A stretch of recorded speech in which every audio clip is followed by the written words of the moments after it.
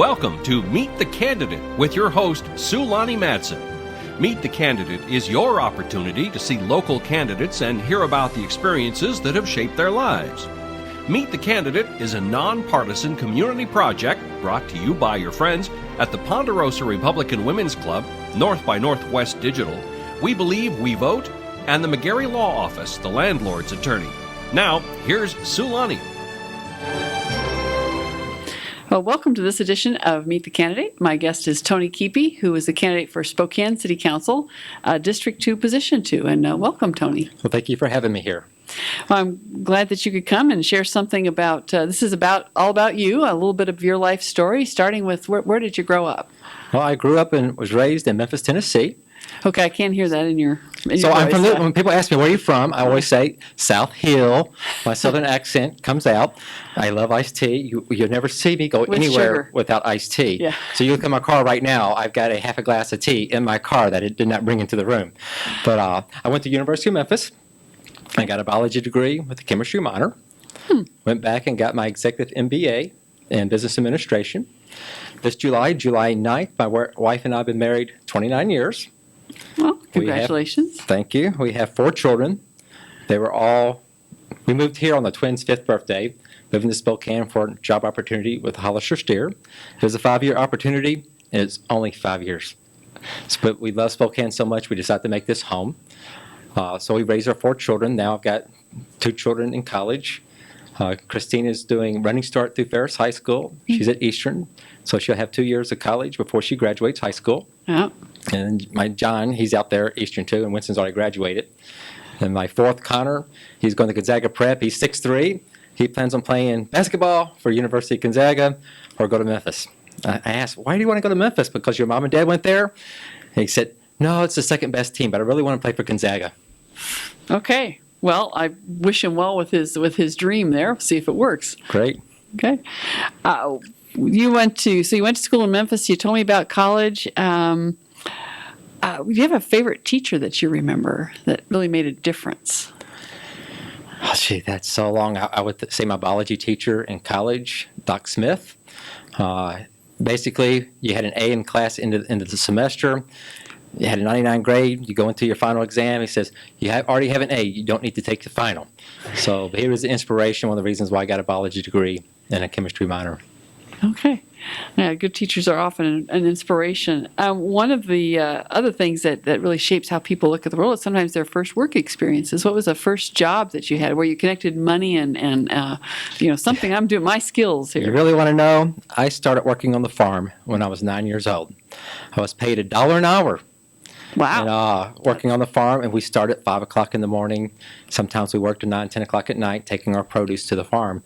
So we don't have the same vegetables here, but I grew up with purple hull peas, butter beans, snap beans, whippoorwill peas. So you name it, we had a different pea for every day of the week.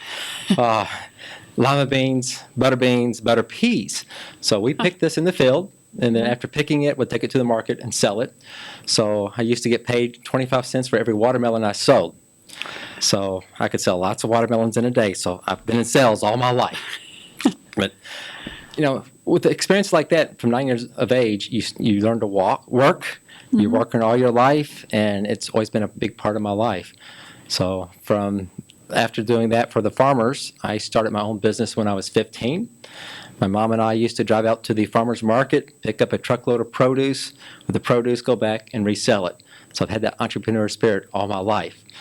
From there, after I got my college degree, I started working for Mural Pharmaceutical. And I worked my way as a salesperson, became a supervisor, district manager, regional account manager, spent 15 years with Mural Pharmaceutical.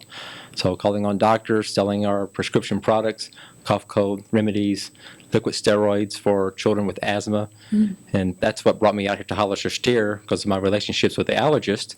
I moved out here for Hollister Steer as director of sales and marketing to sell vaccines, allergy vaccines, venom vaccines. And we market strictly to allergists and ENTs doing allergy work.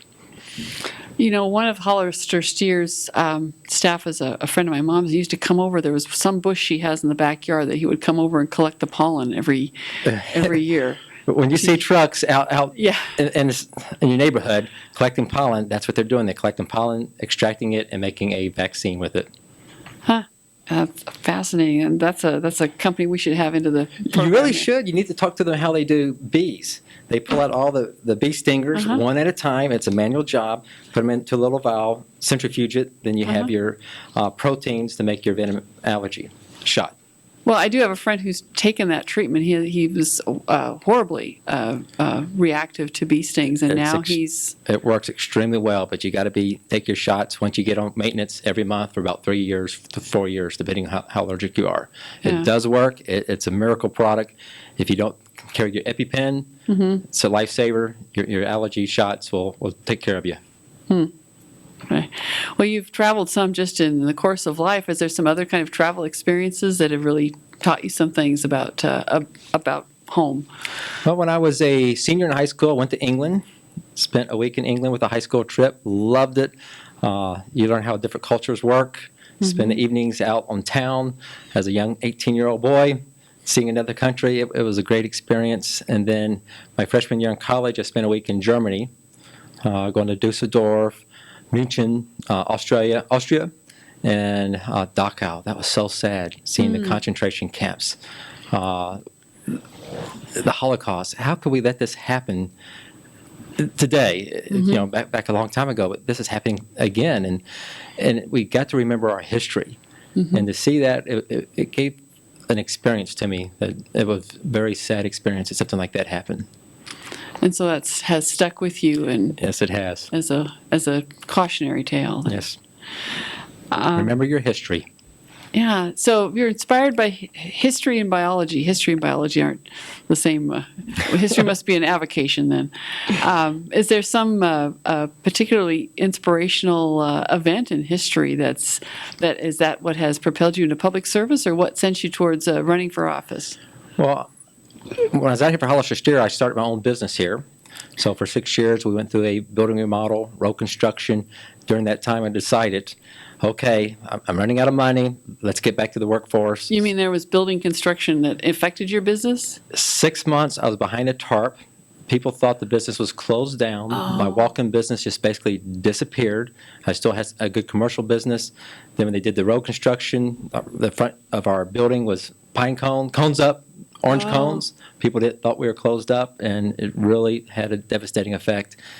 And I feel sorry for the businesses on Monroe, going from 5 lanes to 3 lanes. I had 6 months of construction.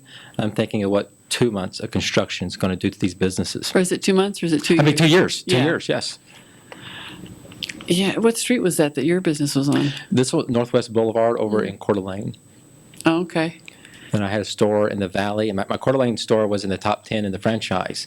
Did a lot of volume, and I had a store here downtown Spokane, Rapid Refill. But all the volume's going away, it's hard to keep the other 2 going. Yeah.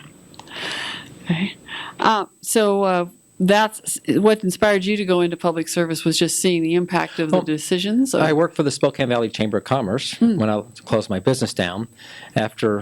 For 2 years, almost 2 years, I went to the Government Action Committee meetings. I went to the Transportation Committee meetings. I went to Education Committee meetings. I got involved. I knew what was happening. Big issue in Spokane Valley. Let's bridge the valley with overpasses for the trains. The council members, when I met Rod Higgins, Arnie Woodard, other council members, Tony, you should get in politics. Come be on the Valley Council. We need you on the Valley Council. We need people that think like you. That's what we want. And so I live on the South Hill. I'm not in the Valley. So about 4 years ago, when John Schneider just won his second election, I said, well, I'm going to run. He terms out in 4 years. I'm going to run.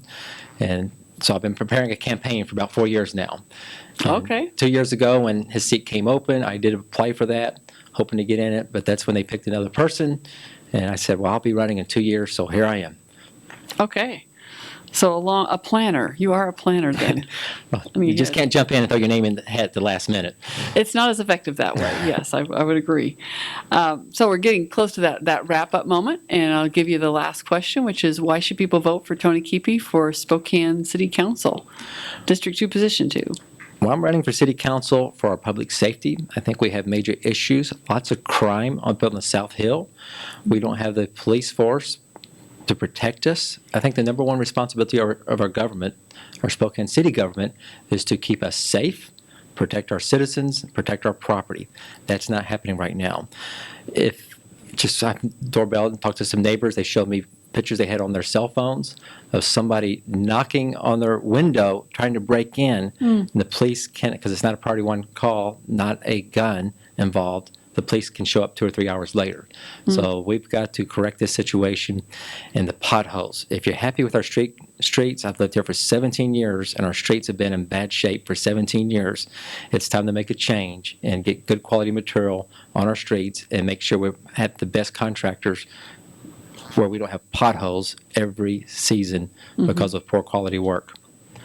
Okay, that's a pretty basic city council agenda then. Absolutely. And grow our businesses. I really want to bring some businesses here to Spokane that have good paying jobs, but they want to bring the business here in Spokane. Right now, we're not business friendly to our businesses. We implemented every 2 hours for every 30-hour sick leave for all employees, and this is hurting businesses. We can't treat our businesses like this.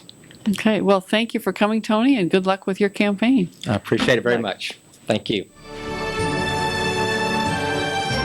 Thanks for watching Meet the Candidate. Spokane Talks Online thanks our community-minded partners at Ponderosa Republican Women's Club, North by Northwest Digital, We Believe, We Vote, and the McGarry Law Office, the landlord's attorney, for helping make Meet the Candidate possible.